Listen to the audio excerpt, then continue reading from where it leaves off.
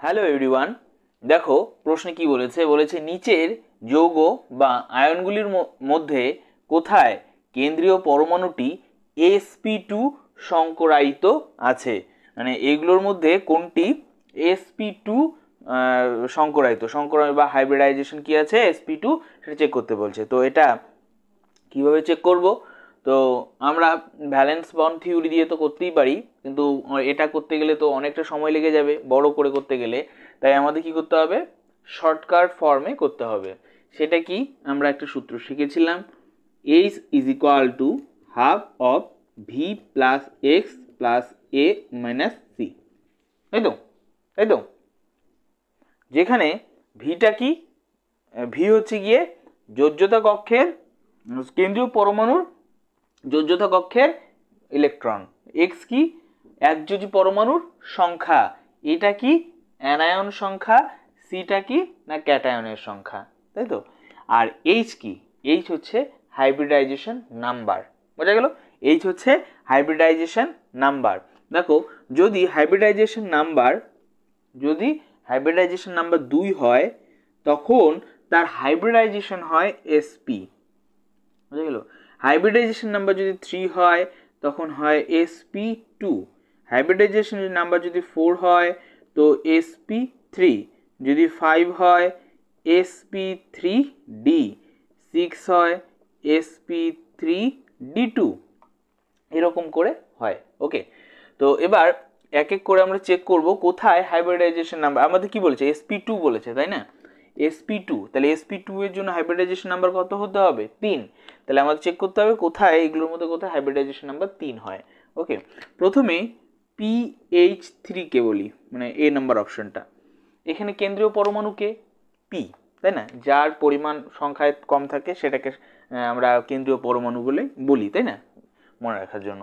ওকে, এই কেন্দ্রীয় পরমাণুর বা পি এর যোজ্যতা কক্ষের ইলেকট্রন কত, যেটাকে আমরা ভি বলছি?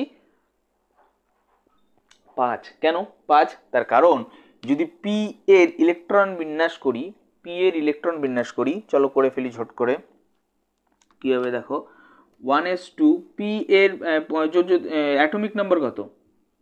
ফসফরাসের অ্যাটমিক নাম্বার কত? 15, তাই না? তাহলে কি হবে? 1s2 2s2 2p6 3s2 3p3, তাই না? তো যোজ্যতা কক্ষ মানে কি? সব থেকে বাইরের কক্ষ। সেখানে কটা ইলেকট্রন আছে? এই কক্ষে আছে 2টা, এই কক্ষে আছে 3টা, দ্যাট মিন টোটাল কত? 5। তাই এ কে বলছি ভ্যালেন্সিয়াল ইলেকট্রন কত? না 5। ওকে, বোঝা গেল। নেক্সট হচ্ছে গিয়ে এক্স কত এটার জন্য?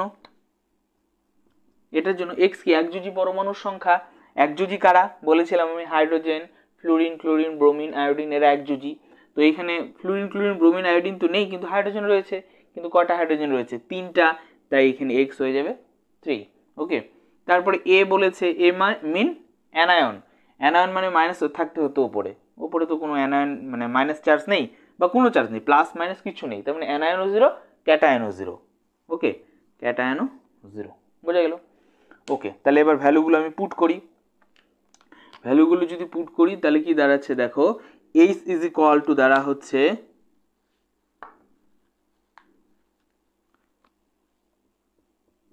হাফ অফ ভি কত?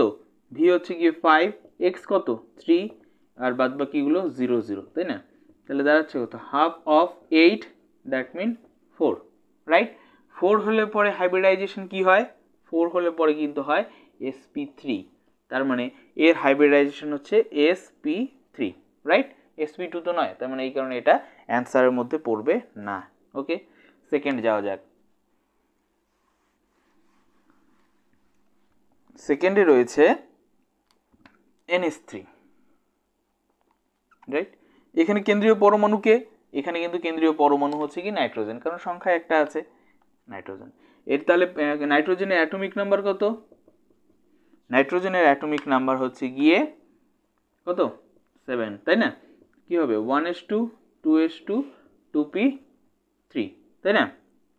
3 4 5 6 7। ওকে, এটা তার যোজ্যতা কক্ষের ইলেকট্রন, রাইট? দ্যাট মিন কত যোজ্যতা কক্ষের ইলেকট্রনটা? ভি দাঁড়াচ্ছে কত? তাহলে 5। এক্স কত? এক্স হচ্ছে একযোজী পরমাণু সংখ্যা। এখানে এইচ হচ্ছে একযোজী পরমাণু কটা রয়েছে? 3, তাই 3 লিখবো। হ্যাঁ, এ মানে অ্যানায়ন, এখানে মাইনাস চার্জ নেই তাই 0। সি মিন ক্যাটায়ন, তো এখানে ক্যাটায়নও নেই তো 0, রাইট। তাহলে এবার ভ্যালুগুলো পরপর করে বসালে পরে হবে হচ্ছে গিয়ে যে এইচ ইজ ইকুয়াল টু দাঁড়াবে কি হাফ অফ, তাহলে 5 প্লাস 3 প্লাস 0 মাইনাস 0, তাই তো। তাহলে half of 8 that mean 4, that mean sp3। তেমন এটাও কিন্তু আমাদের sp3, ওকে, এটাও sp3, তার মানে এটাও অ্যান্সার আমাদের 9, তাই না, এটাও আমাদের অ্যান্সার 9। ওকে, চলো নেক্সট দেখা যাক।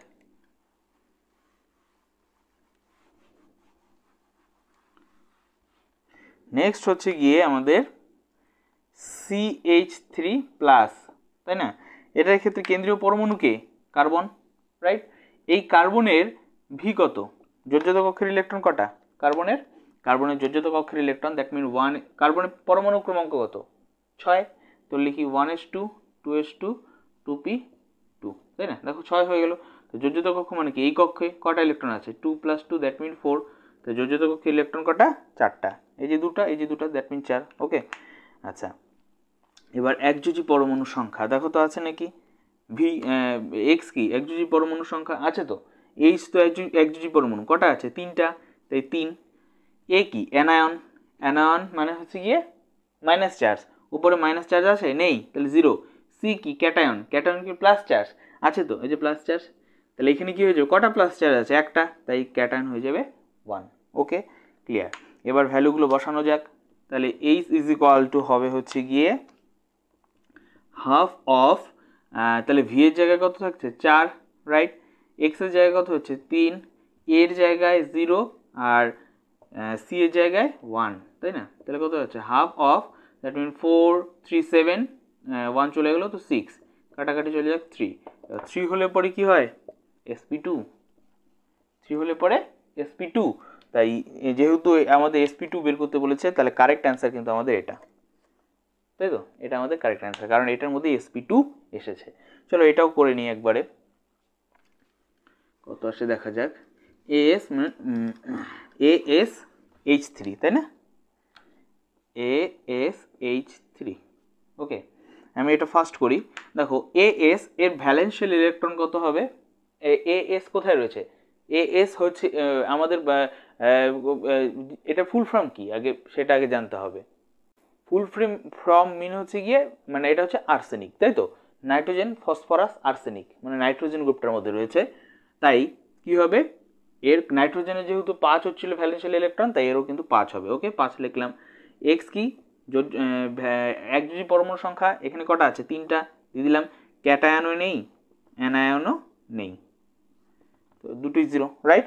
তাহলে এখানে যদি মান বসাই H is equal to half of, V হচ্ছে গিয়ে 5 x3 0 minus 0, that mean half of 8, that mean 4, that mean sp3, তাহলে এটা হতো কিন্তু আমাদের sp3 আর এটা sp2, তাই না। তাহলে এটা মোটেও অ্যান্সারের মধ্যে পড়বে না, অ্যান্সার হচ্ছে গিয়ে সি, ওকে। এরকমভাবে কিন্তু আমরা হাইব্রিডাইজেশনগুলো বের করতে পারি আর অতি সহজে অ্যান্সারগুলোকে সলভ করতে পারি, ওকে।